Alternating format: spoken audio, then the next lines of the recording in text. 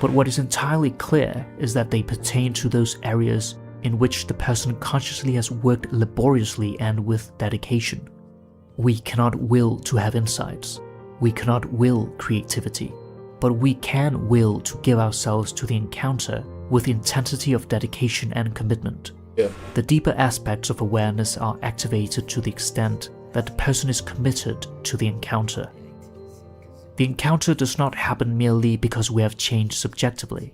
It represents rather a real relationship with the objective world. Okay. Genuine creativity is characterized by heightened consciousness.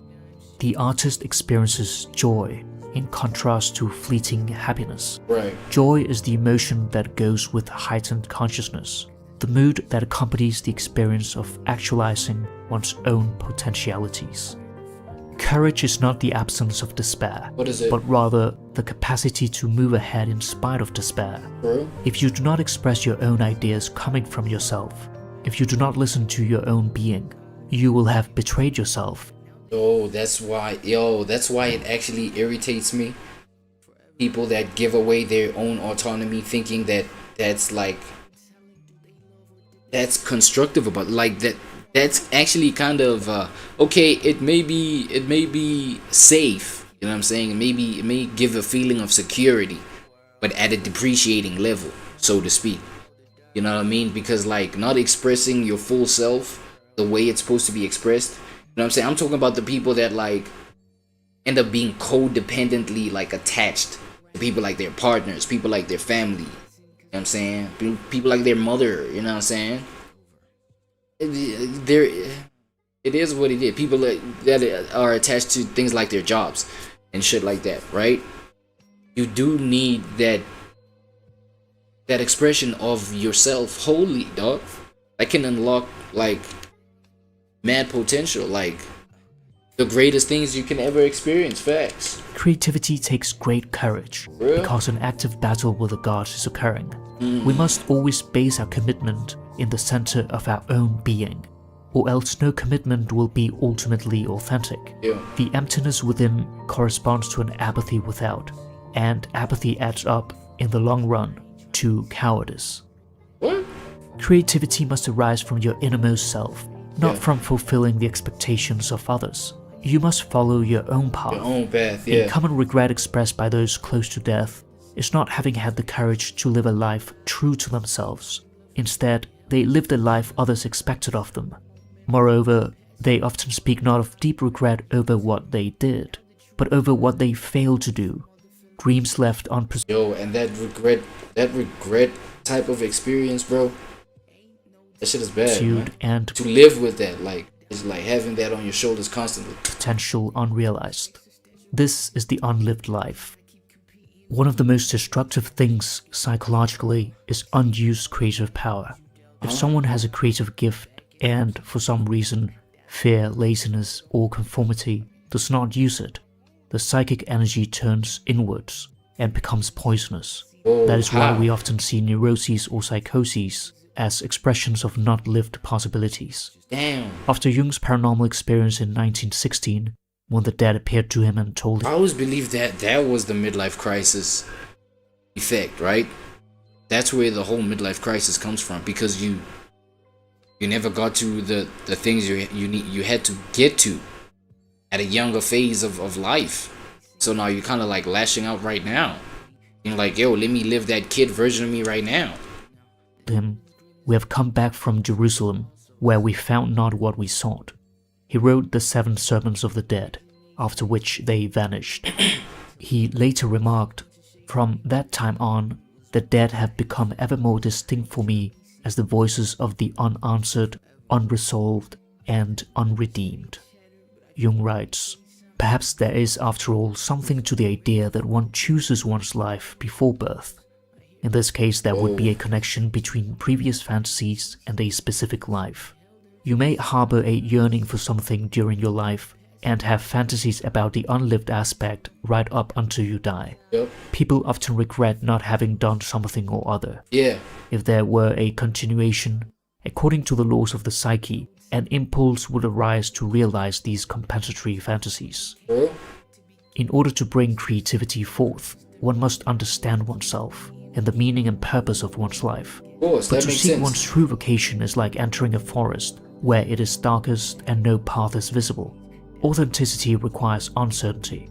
In the midst of such uncertainty, one may feel a hunch to do a particular thing, yet be unable to explain it rationally, not even to oneself, let alone others. Nevertheless, one feels compelled to follow it, for it may manifest as a visceral feeling accompanied by strong emotion. Facts. Intuition is a non-rational faculty.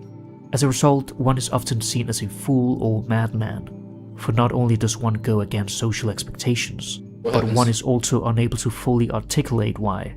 This can create self-doubt, and eventually, one may give in and do what others believe is best. Yeah. The great decisions of human life. So basically, you can become an NPC. That's what makes being an NPC easier, you know, having that groupthink mentality. Have as a rule far more to do with the instincts and other mysterious unconscious factors than with conscious will and well-meaning reasonableness. The shoe that fits one person pinches another. There is no recipe for living that suits all cases. Yeah. Many of the difficulties we experience in life have their roots in childhood. Every child is creative, but the challenge is remaining creative as we grow up. Yeah. For those who endured a difficult upbringing, the wounded child does not vanish.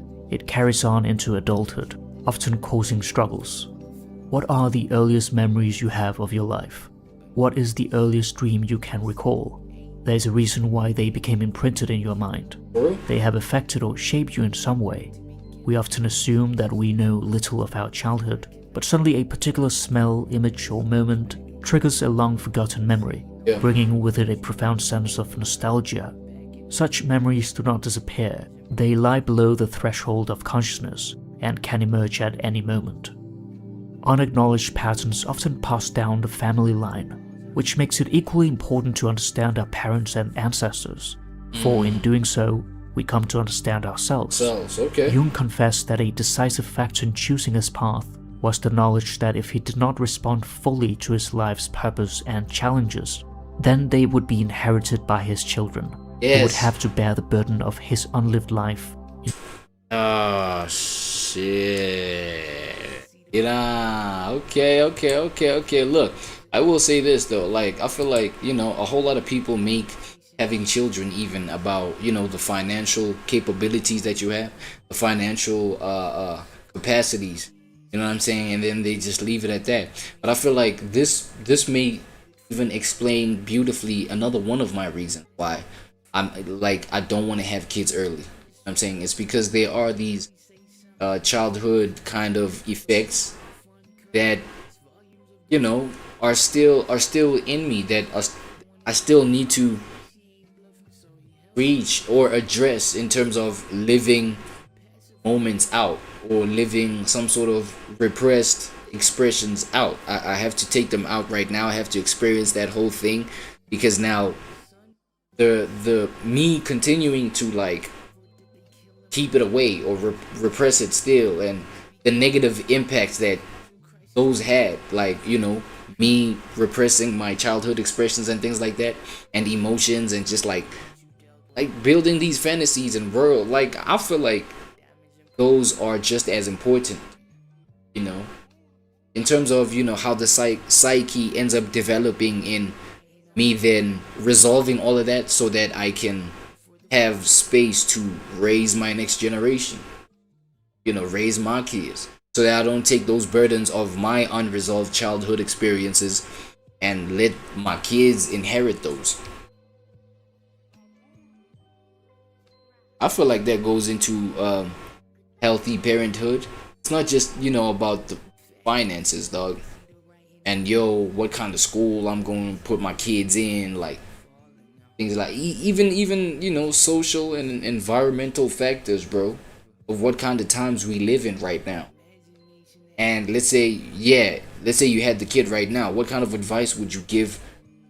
Matter of fact, yourself, your younger self, what kind of advice would you give your younger self if you were like a really small kid, but like can still, you know, receive the understanding of the world? You can still formulate that understanding. What kind of advice would you give yourself?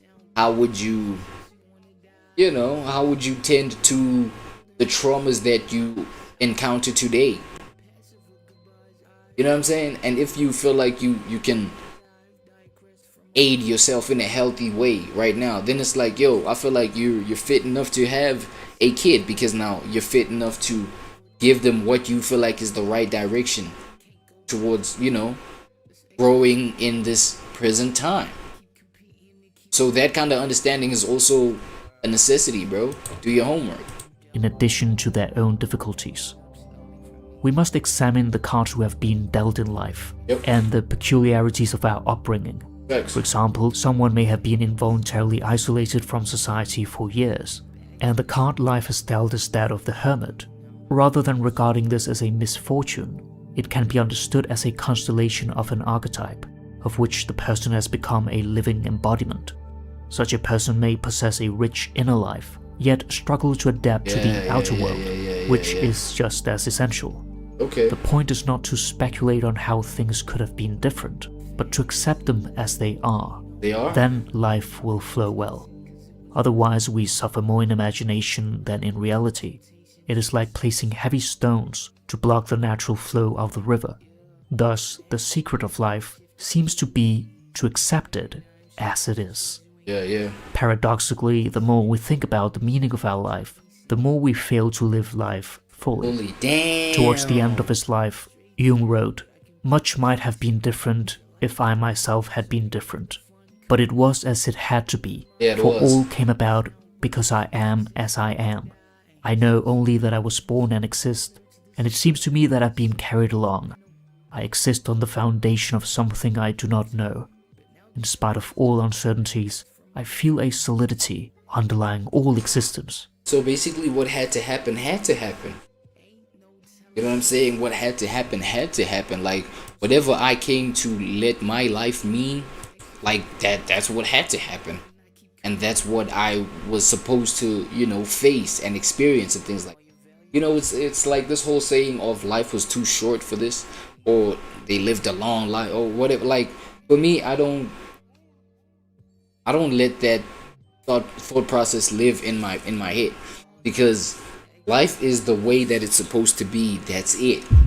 You know what I'm saying? It is the duration that it's supposed to happen, and that's it. Whether that duration for you is like 2 months, right, straight out the womb, 2 months, and then that's it, or 2 decades, right, 2 centuries, whatever the case. You understand what I'm saying? Like, it's the perfect way that it's supposed to be. And I'm not saying perfect meaning conditions of the life, but I'm talking about the duration, bro. You understand what I'm saying? Like, you putting other foreign meanings to what was supposed to happen. That's where we even get the concept of FOMO. Never freaking fall for that FOMO kind of concept, bro. The fear of missing out. What are you missing out on? Whatever you're supposed to experience is what it's supposed to be, and that's that. All you know is that you're born and that you die. Like, and then whatever was in between was what it was. You know what I'm saying? And a continuity in my mode of being. Yep. Most of the time, when people say that life has no meaning, it is because they feel their own life lacks meaning, and unconsciously project this emptiness into the world, constructing a philosophy out of their wounded self. It is not about finding the meaning of life in general, but one's own subjective meaning. For this, it is essential to rely on intuition, emotion, dreams, and visions. One should treat one's fantasies as just as important and real as so-called real life. Jung writes, "The best way of dealing with the unconscious is the creative way. Create, for instance, a fantasy. Work it out with all the means at your disposal. Work it out as if you were it or in it, as you would work out a real situation in life which you cannot escape. All the difficulties you overcome in such a fantasy are symbolic expressions of psychological difficulties in yourself, and inasmuch as you overcome them in your imagination, you also overcome them in your psyche." For Jung, one of the most powerful means of accessing unconscious material is what he calls active imagination, a technique that involves visualizing various spontaneous scenes. Visualizing. I don't know if any of y'all have bumped into the concept of visualization, the visualizing practices.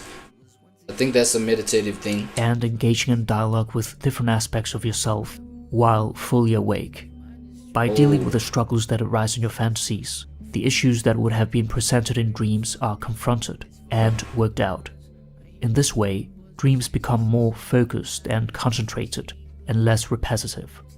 The key lies in the active component. One must write down the session to prevent it from... Yo, with me, I feel like that even happens naturally. When I'm just like chilling by myself and, you know, like literally engaging in nothing, and you know what I mean? And in a meditative state, so to speak, like that whole, these visions working themselves out and da da da da. I feel like it happens. Like, because a whole lot of visualization happens as well when, you know, not much external is sensitizing your, you know, is sensitizing you via your attention. Not much things are part of your attention right now. So for me, I feel like it happens naturally. Like, AKA, you zone out, bro. These are the visions that you create when we zone out. Like that's it. Becoming mere passive fantasy. Though it demands deep concentration and solitude, active imagination is among the most effective methods for creative work and for the formation of one's personal myth. However, some people are not psychologically prepared for such a task and may become too absorbed in the flow of images, temporarily losing touch with the ordinary world. For this reason, one should be cautious. During his confrontation with the unconscious, Jung knew he had to plunge fully into his fantasies. He needed to gain power over them, for he realized that if he did not do so, or be able to zone back in after a little zone out. After a little zone out, meditative zone out. You gotta snap back to it, man. They might gain power over him. Moreover, he could not expect of his patients what he was not willing to do himself. He writes, "To the extent that I managed to translate the emotions into images, that is to say, to find the images which were concealed in the emotions, I was inwardly calmed and reassured. Had I left those images hidden in the emotions, I might have been torn to pieces by them." The unconscious can lead to creation or destruction. The more grounded one is, the better one is prepared to delve into the unconscious. As is often the case, one needs balance. Some are too lofty, immersing themselves in the unconscious and becoming possessed by it, while others are too grounded, denying its existence, and yet still falling under its influence. Nietzsche, who proclaimed himself the hermit of Sils Maria, wrote in a draft of his final work, Ecce Homo, "I am solitude become man." Lacking a firm anchor in the outer world, he possessed nothing more than the inner world of his thoughts, which incidentally possessed him more than he it. He succumbed to irreality, the quintessence of horror, and suffered a mental breakdown. Jung writes, "Particularly at this time, when I was working on the fantasies, I needed a point of support in this world, and I may say that my family and my professional work were that to me. It was most essential for me to have a normal life in the real world as a counterpoise to that strange inner world. The unconscious contents could have driven me out of my wits. Only by attending to everyday duties can one gain a sense of sanity and liberation, which opens the door to a creative mood. Equally essential is the presence of others. Individuation occurs through relationships, not complete isolation." Von Franz states, "We're now discovering that the dream world is the most beneficent thing on earth, and that attending to one's dreams is the healthiest thing one can do. But the dream world can also devour a person by way of daydreaming, spinning neurotic fantasies, or chasing unrealistic ideas. You only have to go into a lunatic asylum to see the victims of the dream world. The dream world is beneficent and healing only if we have a dialogue with it, but at the same time remain in actual life. We must not forget living. The duties of real living must not be neglected. We call that dangerous aspect of the dream world the devouring unconscious or the devouring mother. It can suck us away from reality and spin us into neurotic or even psychotic unreality. Crazy.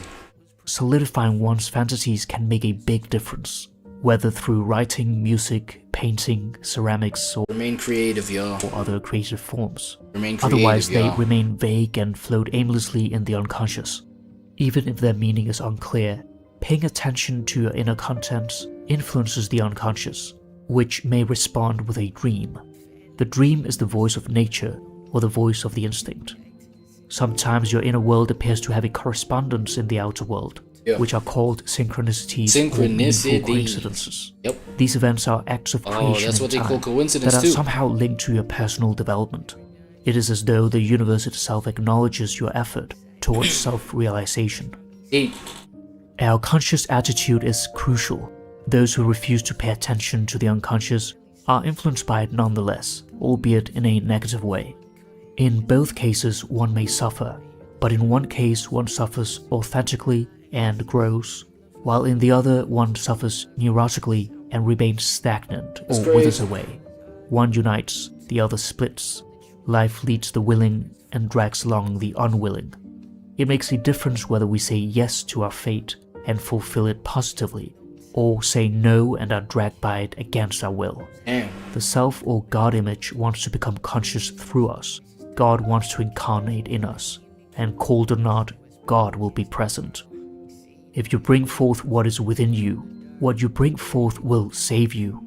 If you do not bring forth what is within you, what you do not bring forth will destroy you. To speak of suffering, Expose those demons, man. Expose those demons. Don't sit on them. Free them. Is very Free yourself.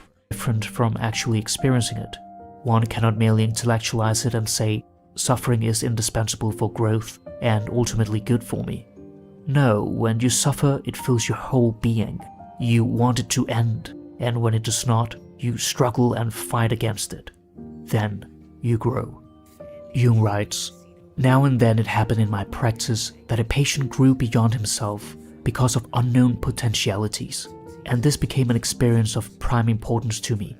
In the meantime, I had learned that all the greatest and most important problems of life are fundamentally insoluble. They must be so, for they express the necessary polarity inherent in every self-regulating system. They can never be solved, but only outgrown."